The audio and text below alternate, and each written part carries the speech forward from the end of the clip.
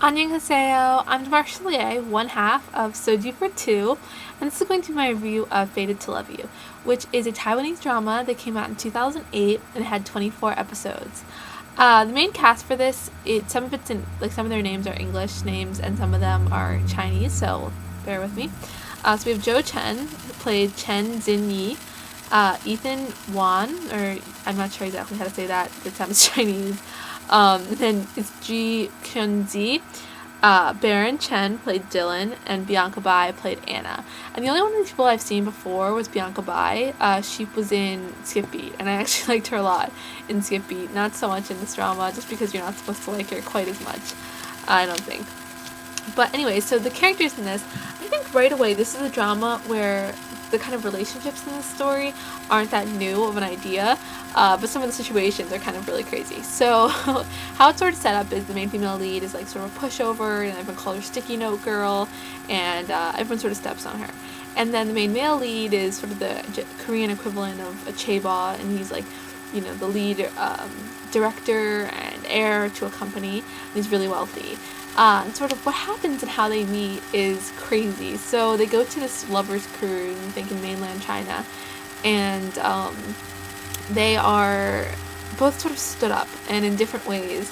The main male lead, like, by his longtime girlfriend, and by the main female lead because her boyfriend is like out somewhere else on the cruise with another woman. They both end up taking drugs. Now the main female lead because she's sick, and the main male lead because he's drugged.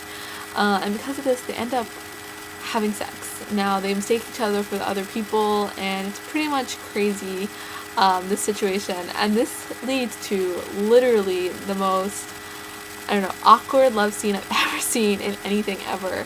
So it kind of starts out sort of nice, like, oh, they're kissing, oh, it's sweet. And then it's like rockets and trains, literally rockets and trains, and then going back, and then rockets and trains. And it was like so not subtle, and it was pretty ridiculous. So let me know what you thought of that scene, because I thought it was crazy.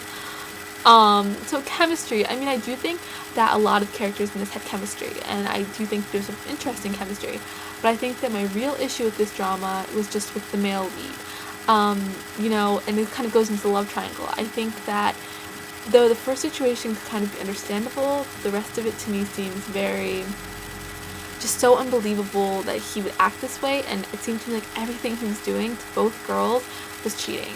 So I had a lot of trouble watching certain parts of this drama. Mistaken identity, misunderstanding, obviously there were tons in this drama. Mistaken identity in the beginning, misunderstandings over so many issues, and a lot of it has to revolve around an issue that I've seen in a couple Taiwanese dramas, which is that if someone has sex early on in the drama and the female will probably get pregnant, and then something kind of bad will happen to this pregnancy, which is really unfortunate, and then like later on there might be another pregnancy that something good happens. So, and that again happens here, and that was hard for me to watch, especially because of my own situation right now. It was very gut-wrenching and very sad. As far as bad guy turned good, I think that he is a bad guy in certain parts of this, and I think he's a good guy in certain parts of this. It was just the bad guy in this really annoyed me. Piggyback ride, no, there weren't any that I can think of. Kisses, there were definitely some kisses. So obviously kisses in the beginning with the awkward sex scene, right? And then you have some, you know, random kisses throughout, and some that at the end that are a lot nicer. So yeah, I liked those a lot better. Fashion. Now I think his fashion was really cool. He wore like a lot of shiny suits. So if you like seeing like really bright, shiny silver suits, then this was a good drama for you. Her fashion, I'm not that big of a fan of it. I think she sort of like goes from like dowdy clothes to clothing that just maybe not is in style right now. Music. Okay, so the theme song for this I watched, you got to see it a lot because it was sort of 3 minutes long in the beginning. And I've noticed this with several dramas that I've seen from Taiwan, like also Miss Rose, which I'm watching right now. The intros are really long, so you get to really get used to the song. I do think that in giving my final rating for this, I would probably give it a 6.5 to a 7. Now, I think that really I have to give it that just because I just had such anger issues with the main male lead. I did like the story a lot. I thought it was really interesting, but I just did not like the male lead very much at all with certain parts of this drama. Alright, thank you guys. Bye.